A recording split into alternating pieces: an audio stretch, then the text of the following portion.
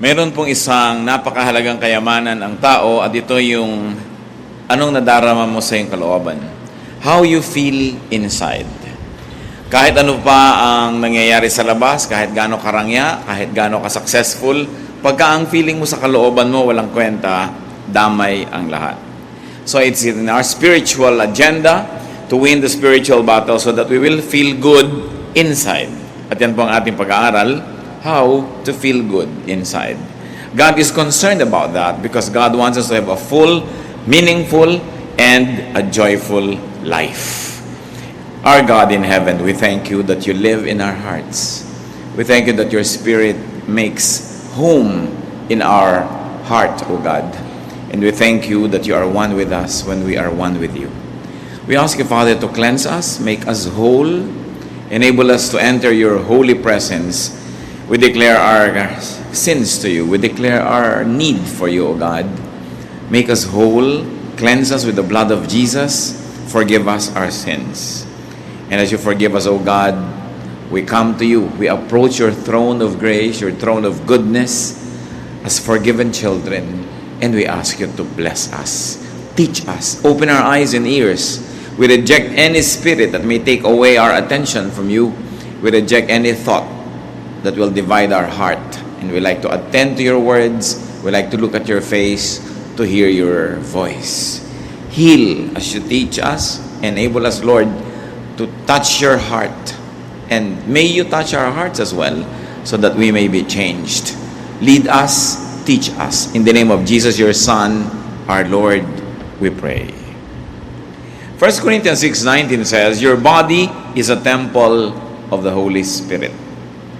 Napakarami, malalim ang kahulugan ng ating katawan, ng ating puso, yung ating pagiging tao ay tirahan ng Espiritu ng Diyos.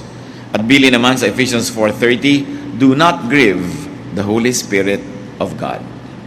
So nakatira sa puso ng tao ang Espiritu ng Diyos at kabilin-bilinan, huwag palungkutin, huwag pagluksain, huwag bibigyan ng at tatanggalan ng sigla ang Espiritu na nasa atin. How to feel good inside. First of all, be clean. It's very important to be clean. Lalo tayo mga Pilipino, mahilig talaga tayo sa hygienic practices. Kahit ano pa ang kalagayan mo, pag hindi ka nagsipilyo, parang you don't feel happy. So, ang mga empleyado, makikita mo after lunch break, kanya-kanyang sipilyohan sa mga lababo, sa mga banyo, kung saan-saan. Kahit konti na lang ng tubig, ipampapaligo yan. Ano? Kaya, mahalaga clean. But that's physical cleanliness. What more, yung spiritual cleanliness. So, be righteous if you want to feel good inside. Listen to your conscience. Listen to the inner voice. Sabi sa 1 Timothy 1:19, some have rejected good conscience and so have shipwrecked their faith. Pagka hindi tayo nakikinig sa konsyensya, at dahil may espiritu na nasa kalooban natin na nauuhaw, nadidiliman, nasisikipan, nahihirapan, nawawala yung ating saya, yung ating ginhawa ng kalooban, we don't feel good inside. A bad conscience makes you feel miserable. Kaya mayroong mga tao na kahit na magtagumpay, kung alam nilang nandaya sila, mayroong small voice speaking to them. Kahit na parang mayaman ka, marami kang kinita, pero alam mong may dinaya ka, mayroong nagsasalita sa'yo. Hindi makukumpleto ang iyong kaligayahan. So that's the first requisite for us to feel good inside. Be clean spiritually. And then be nourished by God's Word. Yung po mga bagong-bago sa Panginoon, bagong Kristiyano, bagong nagsimula na mag-aral ng Biblia, ito ang pinagkaiba nila doon sa mga dati na. Lagi sila nagbabasa, nauuhaw, nag-aaral. Kaya merong apoy na mainit, merong sigla, merong lakas na espiritual, yung mga bagong-bago ang relasyon sa Panginoon.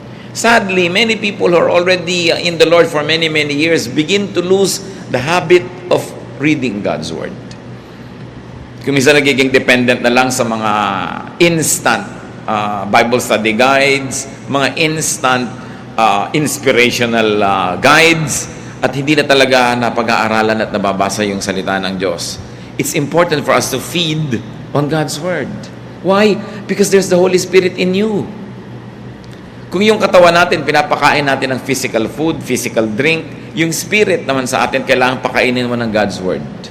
It's very important. Many people who begin to wonder why they have lost the initial joy of their relationship with God will find that most of the time what is neglected is Bible reading. Yung Bible reading na hindi nagmamadali, yung talagang naghahanap ng pagkuhan, ng mga utos na susundin, ng mga bagay na dapat tigilan gawin, mga bagay na dapat simulang gawin, at mga pangako na dapat ay maktinin. Psalm 119, 105, Your word is a lamp to my feet and a light for my path. You know that light gives comfort, a lamp gives you security. And very importantly, God's word detoxifies. Marami ng uso ngayon. Kasi wala, uminom ka ng ganitong herb, uminom ka ng ganitong gamot, gawin mo ito, gawin mo yan, para alisin yung mga lason sa iyo. Para daw luminis ang ating dugo, luminis yung ating circulatory system, lahat ng yan. Pero ang talagang paglinis ng mga spiritual toxins ay yung salita ng Diyos. Daig talaga niya tayo ng pagkakamot na malis. Kasi yan ang nagtulak sa puso ng Panginoon. It's not important just to read, but it's very important to meditate on God's words. Kaya dapat talaga ang taong mananatili ang joy sa kanyang puso, yung malalim na kaligayahan, nagpa-budget siya ng oras, naglalagay talaga siya ng panahon para magbasa ng salita ng Diyos araw-araw. Kung yun man ay sa umaga, sa tanghali o sa gabi, kung ano yung hiyang sa inyo ng panahon, pero kailangan pinaglalaban na. Ang mga taong tinatawag na nagpa-backslide, ang tao na unahan nila na makikita ng gawain sa pagpa-backslide, yung hindi pagbabasa ng Biblia on a regular basis. Wala kang makikita na sasabihin mo, itong taong to, backslider or in a backslidden state, o nalayo ng nalayo sa Panginoon na patuloy na nagbabasa araw-araw. Parang hindi pa ako nakakita ng ganun. In fact, stopping reading God's Word and meditating on it every day is the beginning of backsliding. Paano po i-describe ang blessed man sa Psalm chapter 1 verse 2? His delight is in the law of the Word, and on His law he meditates day and night. Siyempre, ang ating mga Bible study leaders, mga preachers, may mga meditation yan later on for the consumption of everybody. Pero dapat meron kang personal meditation. Hindi mo lang iaasa sa teacher, sa preacher, yung pagkain, paglunok, pag-digest ng salita ng Diyos. Kailangan may kanya tayong ginagawang ganyan. Colossians 3:16, let the word of Christ dwell in you richly. Kasi sinasabi ng iba, kaya ka nagkakaswine, kaya nagkakaroon na iba-ibang flu, bumababa daw yung resistensya, bumababa yung immunity level mo. So, yung dati, tinatabuan ko ng sakit, dugo yung katabi mo, may dalang sakit, pero kung malakas ang katawan mo, hindi mo tatakapin yung sakit na yun kasi nilalabanan ang katawan mo. At ganoon dapat yung espiritu natin, lagi tayong may intake of God's Word para pag dumadating yung temptation, dumadating yung pagsubok, yung mahirap, hindi ka doon na igugubo kasi may panglaban ka. It's very important na pinakikipaglaban ko yung reading and being nourished by God's Word. Meditation gives perspective. Lumilinaw yung maliit na problema, mukhang malaki yan pagka hindi mo yan tinignan sa salita ng Diyos. Pero pagka naging malinaw sa salita ng Diyos, mukhang malaking problema, lumilinaw. Meditation gives balance. Meditation gives a sense of well-being. Kaya kahit ngayon sa mga spa, sa mga health club, ibigyan nila ng meditation group, meron mga time for relaxation and meditation. Because they realize the therapeutic value of meditation. Ngayon, kung ginagamit yung Word of God, not just as therapy, hindi talagang cure for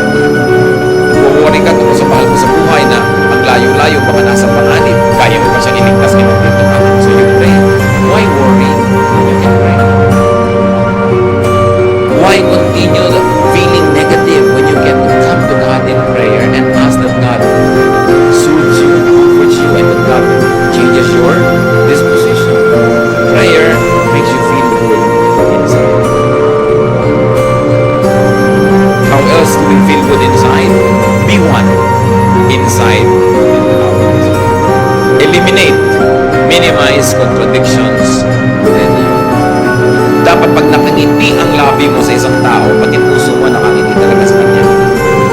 Mahirap yung nakangiti yung labi mo pero nakasimangot yung puso mo. Yun yung hati ka. Hindi ka sasaya. Walang taong hati na sasaya. Kailangan nando ka sa cause na gusto mo. Hindi doon sa labag ng iyong kalooban. Dapat sinusuportahan mo yung mga tao gusto mo talaga suportahan. Minamahal mo yung gusto mo mahalin. Ginagawa mo yung talagang gusto mo gawin. Kasi pag hindi mo pa ginawa yung gusto mong gawin, sinong gagawa mo para sa'yo? Ang pinag-uusapan siyempre na yung magawa, hindi naman pinagbabawal ng Diyos. Yung pagdadalawang isip, pagdadalawang loob, nagtatanggal yan. Yan mga kapatid, kung ano man ang pinagdadalawang loob, pag-isipan nyo na, get good advice, manalangin kayo at magpasya na kayo sa isa. Mahirap yung dalawa-dalawa, tatlo-tatlo ang hinahabol natin sa buhay. Kailangan magpasya kang maging buo. Ang pagiging espiritual, ang pagiging makadiyos, ang isang kahulugan niyan, ikaw ay buo. Hindi ka hati. Ayaw na ayaw sa Bible ng hati. Kaya ang sinasabi, a man of a double mind will never expect to receive anything from God. Sabi, if you would like something, believe without doubting and you will get it. Because if you doubt, you are like, any leaf or anything that is being tossed about by the waves. You are like a wave being tossed by the winds. Wala kang direksyon. Kaya kailangan ng tao buo. Hindi hinahati ang puso. Halimbawa, nag-asawa ka na. Buuin mo ng loob mo na yun na yung mamahalin mo. Hindi yung may dumadaan, iniisip mo, mamahalin ko kaya itong dumadaan. Nahahati ang loob mo. At pag nahati ang loob mo, it will show in your life. It will show in everything you do. Malilito ka ngayon. Minsan may kumakausap siya, nawawala ka sa sarili. Ha? Bakit? Kasi hati yung loob mo eh. Dapat buo. What you think and say, what you say and do, must be one. So, do the good that you think. Meron kayong gustong gawin, gawin nyo. Lalo't mabuti yon. Kasi pag hindi nyo ginagawa, nahahati kayo. Do not frustrate your good side. Halimbawa, may nakaaway kayo. Gusto nyo na mag-sorry. Mabuting mag-sorry, magkasundo kayo. Gawin nyo. Hindi yung pinipigil kayo ng pride. Nahahati kayo. There's a part of you na gusto nyo gawin yung tama. Merong humihila sa inyo na wag mo gawin yung tama kasi yung pride mo, paano naman, wag mo mukha kakawawa, etc. etc. Hati. Hindi sasaya ang isang taong hati. Ikaw man at biyanan, may manugang ka, tanggapin mo na naging anak mo na rin yan kasi kung dalawang loob ka, tatanggapin ko ba o hindi? So may mga araw na natutuwa ka sa kanya, may araw na hindi, may araw na ang sungit-sungit mo, may araw na sweet ka naman kasi hati. You've got to decide.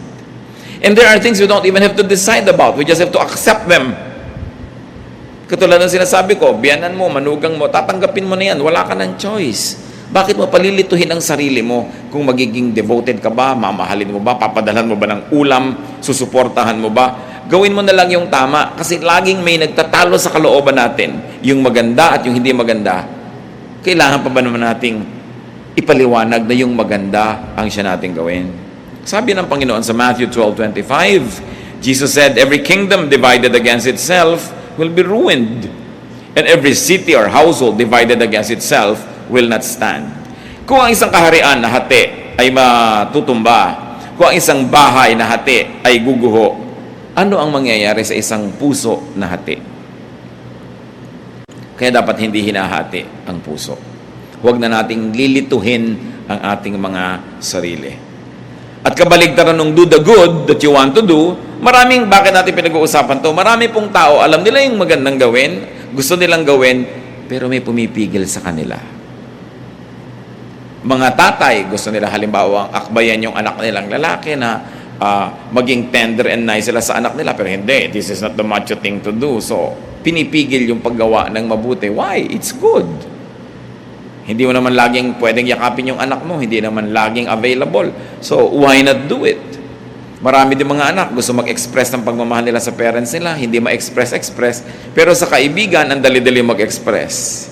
Pero yung lamang, yayakap ka sa magulang mo, magkikis ka, hirap na hirap ka rin. Bakit? Maganda naman yun. Huwag hatiin. And do not do the bad that you do not want to do. Alam naman natin yung masama, alam natin ayaw natin gawin, pero madalas, nagagawa. Romans 7:19, for what I do is not the good I want to do. No. The evil I do not want to do, this I keep on doing. Sabi ni Paul. Ako na nga, sabi, ito yung gusto kong gawin na mabuti, hindi ko nagagawa. At yung ayaw kong gawin na masama, yun na lang ang madalas na nagagawa ko. Hati. Dapat hindi ganon. Walang taong sasaya paghati siya. Meron pa pong isang nagpapasaya ng kalooban. Again, premise on the fact that the Holy Spirit of God resides in us, that we were created in God's image. You want to be happy inside, you want to feel good inside, be noble. Nourish your nobility, your greatness. Nourish your God-likeness. Genesis 1:27, so God created man in His own image. Ang ating wangis, wangis ng Diyos. Ang espiritu natin, espiritu ng Diyos na ibinigay sa atin. Ginawa tayo upang maging mahalaga, mataas ang uri. Psalm 139 verse 14, I praise you because I am fearfully and wonderfully made. Romans 8:29, for those God foreknew, He also predestined to be conformed to the likeness of His Son. Tayo, kamukha ng Diyos, nilikha, ginawang tao, naligaw, na iba yung itsura, pero ang goal ngayon, bumalik na maging kamukha uli ng Diyos through the Lord Jesus Christ. So ano ang purpose ng buhay? Maging kamukha uli ng Diyos. Maging kapareho ng Diyos ang isip, ang puso, ang gawain. At ang tao, pinakamasaya, pagka yung kanyang wangis, yung gawa niya, yung sitwasyon niya sa buhay, malapit sa wangis ng Diyos. Kasi yun ang likas, yun ang totoo, yun ang natural sa atin. Parang mga baboy, ano ay kinakatuwa niyan? Maglublob sa putik. Kalabaw, ano ay kinakatuwa? Maglublob sa tubig at sa putik. Kasi yun ang nature nila Baboy sila, kalabaw sila. Diba? Ano ang ikinaliligaya ng ibon? Lumipad. Kaya ibon man may layang lumipad. Kulungin mo at umiiyak. Kasi nature niya yun na lumipad. Anong nature ng tao? Maging kamukha ng Diyos. Kasi nilikha tayo na kamukha ng Diyos, at nung tayo'y nadapa at naligaw, kaya si Jesus ay namatay para sa atin tayo tubusin, para makabalik tayo dun sa daan, pagbalik dun sa pagiging kamukha muli ng Diyos. So what is the goal of life? Christ-likeness. At kung gusto mo to feel good inside, be Christ-like, be God-like, be noble. Maging kagalang-galang. Kaya di ba, pagka ikaw ay dumarating at binibati ka ng maganda, you feel good, ginagalang ka. Pero pag binabastos ka, you feel bad. Why? Kasi hindi natin nature na bastusin. We were created in God's image. Kaya pag binibigyan ka ng halaga, inaalok, binabati ng good morning, birthday mo, naalala, lalo't may regalo, tuwang-tuwa ka. You know why? Because pinapahalagahan ka. Kasi tayo ay mahalaga. Sino ngayon ang taong lulungkot? Yung hindi niya pinahahalagahan ng sarili. Yung pinapayagan niya na maging siya ay basahan dyan, binabastos-bastos, binabali, walang taong sumasaya na ganun, kasi hindi na ating likas. What then should we do? No? How do we become noble and nobler? By making the right choices. May mga gusto tayong gawin na mataas, maganda, gawin natin. Meron tayong gustong sabihin na noble, gusto mong pumuri sa tao, gawin mo. Because it's the noble thing to do. Luke 12:12, the Holy Spirit will teach you what you should say. Ganun nakatanim sa atin yung Espiritu na pati sasabihin mo pa nga, maituturo ng Espiritu yung gagawin mo, yung desisyon mo. Kung maganda ang relasyon mo sa Diyos. So, how do we become noble? Do good. We are most noble when we do good. We are least noble when we do things that are bad. Kaya nakikita nyo yung mga nahuhuli sa akto na gumagawa ng mali. Pinagmamalaki ba nila yun? No.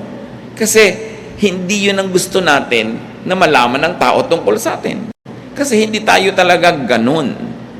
Dapat maging mabuti at maging mabait. Because that is what is noble. Yung mabuti, inclination yon. This is the nature of the heart, mabuti. Yung mabait is kabutihan in action, nagiging kabaitan. So, mabait ka, mabuti ka. Mayroong mga taong mabuti pero hindi mabait. Mabuti sila, hindi sila gumagawa ng masama. May intensyon silang gumawa ng mabuti pero wala namang action. Kailangan may aksyon. Yun ang kabaitan. How do you feel noble? Kailan tayo nakakaramdam, mga kapatid, na ang taas-taas ng pagkatao mo? When you give more than you get, you feel noble. Yung nagbibigay ka, taos puso, you feel noble kaysa ikaw yung binibigyan. Di ba? Hindi masarap yung feeling na ikaw yung binibigyan. Pag masarap ang feeling mo nun, something's wrong. Pero usually, mas masarap yung nagbibigay ka kaysa yung namamalimos ka, kaysa ikaw itong kinakahabagan. Mas masarap yung ikaw yung nahahabag because to give is noble. Do not get, then just forget.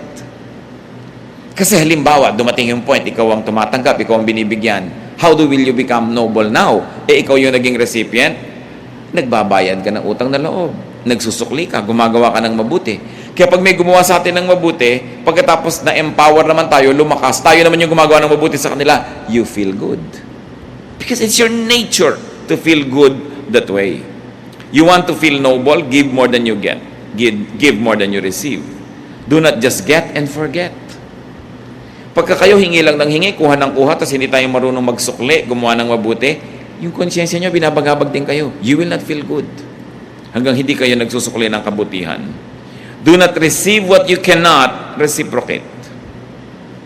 Mga babae, nililigawan kayo, o ngayon kahit lalaki, naliligawan na rin. No? So, ang nangyayari, huwag kayong tanggap ng binibigay sa inyo kung wala naman pala kayong pagtingin. Hindi nyo naman pala susuklian ng isang kindat o isang holding hand o isang yakap. Wala pala kayong balak isukli o ipalit. Huwag yung tanggapin. Because that is not the noble thing to do. It's important to be noble. And nobility has nothing to do with wealth. May mga tao ang yayaman pero hindi noble ang mga pamamaraan nila. Hindi noble yung kanilang karakter. May mga tao ang hihirap pero ang taas ng pagkatao. Alam mong taong-tao ito kahit walang pera. Walang kinalaman ng pera dyan. And when we are noble in our ways, we feel good. Another way to feel good inside, be classy. Dapat class act. Hindi ko sinabing maging mahal ang damit mo, maging expensive yung taste mo, pero may class ka. What do you mean? Do not do not say, do not think what makes you appear or feel cheap. Meron na ba kayong nagawa na sabi na pagkatapos na nagsisisi kayo dahil nagmukha kayong mumurahin, huwag niyong gagawin yun. No? Halimbawa, gusto mo yung isang tao pero ayaw sa'yo, huwag mong ipagdutdutan ang sarili mo kasi magiging cheap ka. Yung ting dadaan siya doon, nandun ka nakakalat. Yung pupunta sa room na yun, nandun ka. Yung parang wala ka nang ginawa kundi planuhin siya abangan. It's cheap. No? Do not appear and do not feel cheap. Lalo ikaw babae, hindi ka naman pinapansin. Ikaw pa tong laging nakakalat dyan. You know, it's cheap. It will not make you feel good. Magkakaroon ka lang ng immediate pleasure dahil napagbigyan mo yung hilig mo. Pero pag nananahimik ka na at nag-iisa, ang feeling mo, bumaba ang pagkatao mo. You want to be happy inside? Be classy. Beware of addictive things and addictive habits. Lahat ng bagay na nakaka-addict, nakakapagpa-cheap. Nakita niyo mga ibang tao na antitino, ang gaganda ng behavior. Nung naging drug dependent, pati sariling nanay, ninanakawan, sariling anak, ninanakawan, kasi naging addict. Addicts compromise and degrade themselves just to get a fix. Kaya maraming antitinong babae nung naging drug dependent, pati katawan ay ipinagbibili sa murang halaga, makakuha lang ng kailangan niyang gamot.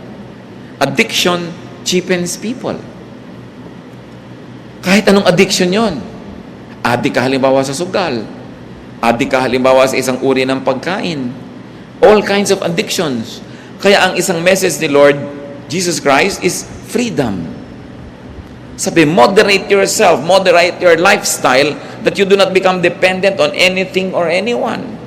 Sabi ni Paul, we have learned to be content in whatever situation. Sa init at lamig, sa gutom at busog, sa meron at wala. Sabing ganon, natututo kami maging kontento. Because anything that you will desire can become your master. And to have a master, no matter what, basta hindi ang Panginoon yon, can cheapen anybody. So do not degrade yourself. Isang payo sa mga umiibig, kung talagang ayaw sa inyo, wala kayong magagawa para kayo magustuhan. Habang nandiyan kayo at nagpipilit, lalo lang kayong nakakaayawan. At lalo lamang bababa ang pagtingin sa inyo, lalong lumalayo yung pag-asa niyong magustuhan kayo. Subukan yung talikuran at iwan, baka sakali pa. Pero yung hahabol-habol ka, wala kang pag-asa. Paminsan-minsan baka pagtiyagaan ka, lalo't wala namang ibang tao, pero gusto mo yung pinagtiyatsagaan ka lang o pinagbibigyan? So kung ayaw, di wag.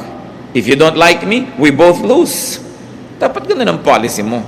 Do not allow others to degrade you. Save yourself from degrading situations. Katulad nung kwento sa Luke 15:13-18, yung prodigal son. Anong ginawa niya? Hiningi niya yung mana niya, nilustay niya, pagkatapos naghihirap siya sa isang foreign land, naging trabaho na lang siya doon, taga-alaga ng baboy. Hindi naman siya pinapakain, kinakaingitan pa niya yung baboy dahil kumakain sa oras, siya hindi.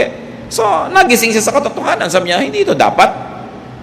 So, ganun, uuwi ako sa tatay ko, hihingi ako ng tawad, at mamamasukan na lang ako sa kanyang katulong. Kasi ang mga katulong ng tatay ko are better fed than I am. So, ganun, tatanggapin ko yung aking pagkakamali, hihingi ako ng tawad, but I will stop the situation from degrading me. Kung meron sa atin ngayong mga kapatid, nasa isang situation kayo that's very degrading, get out of it. Halimbawa, hindi naman kayo ang asawang tunay, tapos mga 3 times a year lang kayong sinisipot, no? Sa ilalim pa ng silong ng Fort Santiago. Nakaka-degrade yun sa inyo. Bakit hindi niya kayo mabigyan ng panahon niya? Bakit iaabang niyo yung buong sarili niyo sa kanya? Diba? You degrade yourself. You deserve a better treatment. You have only one life to live on this earth. There is eternal life, yes, but here only one. So bakit mo papayagan na nadadaya ka? Yung hahabol-habol ka sa hindi naman pwedeng managot sa'yo. Kinocommit mo yung sarili mo sa hindi naman nagko-commit sa'yo. That's not the way to deal with yourself. You know why not? Because you are fearfully and wonderfully made. You are the temple of the Holy Spirit. God's Spirit dwells in you. So wag nating kalad ka rin sa pagiging mumurahin. Kailangan pinapahalagahan natin ang ating sarili. Nandun na tayo, paminsan-minsan nagkakalimot tayo, nagkakamali, nabubulag ng damdamin, pero dapat hindi nagtatagal. Alam mo dapat yung ginagawa mo, walang kakauwian. Kung nakikipag-business partnership ka sa isang paraan na talagang yung pagkatao mo, yung paniniwala mo, prinsipyo mo, nilululun mo na dahil hindi mo talaga masikmura. Get out of it. You are in a relationship that doesn't have any respect for your personhood and your dignity. Get out of it. God has something better for you. Kung minsan nadadaya tayo na yun na lang ang pag-asa natin. Akala ng iba, ito na lang magmamahal sa akin, wala nang iba, so hindi baling ginaganito na ako. Hindi yung totoo. Alam ng Diyos ang ating sitwasyon.